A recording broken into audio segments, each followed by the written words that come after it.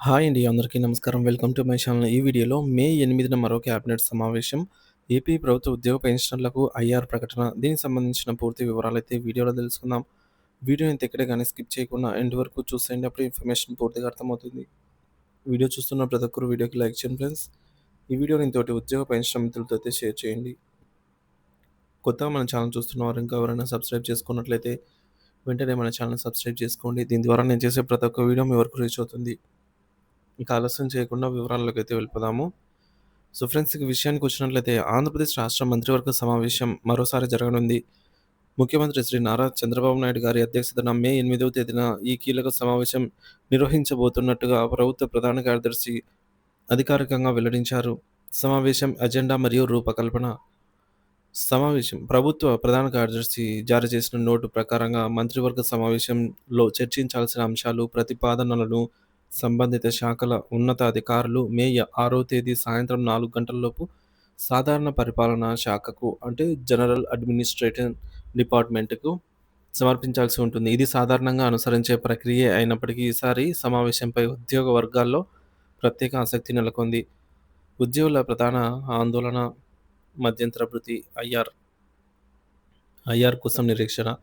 రాష్ట్ర ప్రభుత్వ ఉద్యోగ పెన్షనర్లు ఎంతో కాలంగా తమకు చెల్లించాల్సిన మధ్యంతర భృతి ప్రకటన కోసం ఎదురుచూస్తూ ఉన్నారు.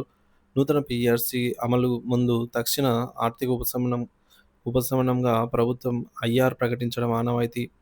గత సమావేశాల్లో నిరాశ. అయితే ఇటీవల వరుసగా కేబినెట్ సమావేశాలు జరుగుతున్నప్పటికీ ఉద్యోగుల ఈ కీలకమైన డిమాండ్లపై ఎటువంటి చర్చ గానీ, నిర్ణయం గానీ వెలువడకపోవడం గమనార్హం.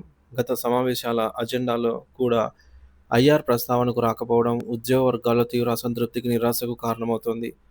ప్రస్తుత సమావేశంపై ఆశలు. కేబినెట్ సమావేశాలు తరచుగా జరుగుతూ ఉన్నా తమ ప్రధాన ఆర్థిక సమస్య అయినటువంటి ఐఆర్‌పై ప్రభుత్వం దృష్టి సారించడం లేదని ఉద్యోగ సంఘాలు భావిస్తున్నాయి. కనీసం మే 8న జరిగే సమావేశంలోనైనా ఐఆర్‌పై ప్రభుత్వం సానుకూల ప్రకటన చేస్తుందని, తమ నిరీక్షణకు తెర దించుతుందని ఉద్యోగులు, పెన్షనర్లు ఆశతో అయితే ఉన్నారు. ప్రభుత్వ ప్రాధాన్యం ప్రభుత్వ ప్రాధాన్యతలు, ఉద్యోగుల అంచనాలు. ప్రభుత్వం వివిధ అభివృద్ధి, సంక్షేమ కార్యక్రమాలు, విధానపరమైన నిర్ణయాలపై దృష్టి సారించినప్పటికీ ప్రభుత్వ యంత్రాంగాన్ని నడిపించే ఉద్యోగుల సంక్షేమాన్ని, వారి ఆర్థికమైన డిమాండ్లను కూడా పరిగణలోకి తీసుకోవాల్సిన ఆవశ్యకత ఎంతైనా ఉంది. వరుస సమావేశాలు జరుగుతూ ఉన్న ఐఆర్ వంటి కీలక అంశాలపై స్పష్టత ఇవ్వకపోవడం ఉద్యోగుల నైతిక స్థైర్యాన్ని దెబ్బతీసే అవకాశం ఉందని విశ్లేషకులు భావిస్తున్నారు. మే 8న జరిగే ఆంధ్రప్రదేశ్ మంత్రివర్గ సమావేశం ఎజెండాలో ఉద్యోగుల మధ్యంతర భృతి ఐఆర్ అంశం చోటు దక్కించుకుంటుందా? లేదా ఒకవేళ చర్చకు వస్తే ప్రభుత్వం ఎలాంటి నిర్ణయం తీసుకుంటుంది అనే విషయాలపైన సర్వత్రా ఉత్కంఠత నెలకొంది.